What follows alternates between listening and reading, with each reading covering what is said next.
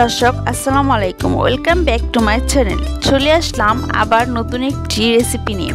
আমার আজকের রেসিপি তরমুজের মিল্কশেক। তরমুজের মিল্কশেক তৈরি করতে অনেক সহজ।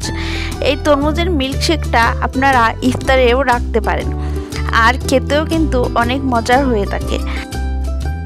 আর বাসায় যদি খুব সহজে বানিয়ে নিই এই শরবতটি, তাহলে তো কোনো কথাই নেই। তো চলুন মূল রেসিপিটি শুরু করা যাক। কিন্তু তার আগে যারা আমার চ্যানেলটি এখনও সাবস্ক্রাইব করেননি, এরকম আরও নতুন রেসিপি পেতে আমার চ্যানেলটি সাবস্ক্রাইব করে পাশে থাকার বেল বাটনটি অন করে দিন, পরবর্তী ভিডিওর নোটিফিকেশন সবার আগে পাওয়ার জন্য।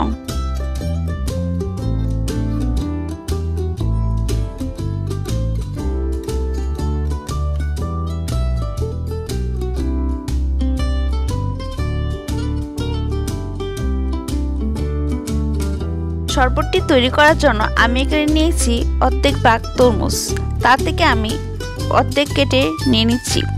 আমি এখানে নিচ্ছি 2 থেকে 3-4 জন খাওয়া যায় এরকমভাবেই শরবতটা বানাবো।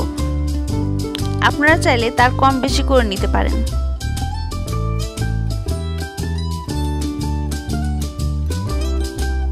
তরমুজের বিচিগুলো এক এক করে এভাবে তুলে ফেলে দিচ্ছি। তারপর মাঝখান থেকে ছোট ছোট করে টুকরো করে নিচ্ছি।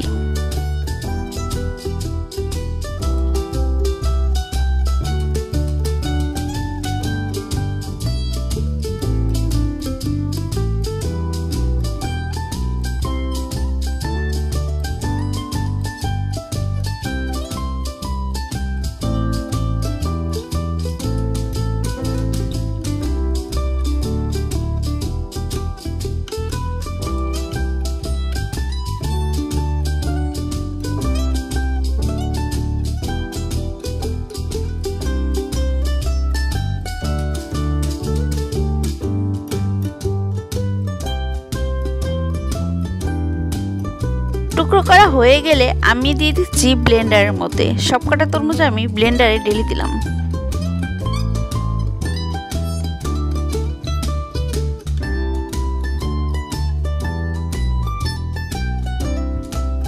আমি এখানে 4 বা 5 চামচের মতো চিনি দিয়েছি। আমি এখানে দিয়ে দিচ্ছি 2 কাপ পরিমাণ দুধ। দুধটা কিন্তু আমি আগে জাল দিয়ে ঘন করে নিয়েছিলাম।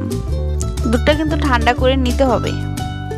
এখন আমি তরমুজটা ব্লেন্ড করে নিচ্ছি, কিছুক্ষণ ব্লেন্ড করে নিচ্ছি।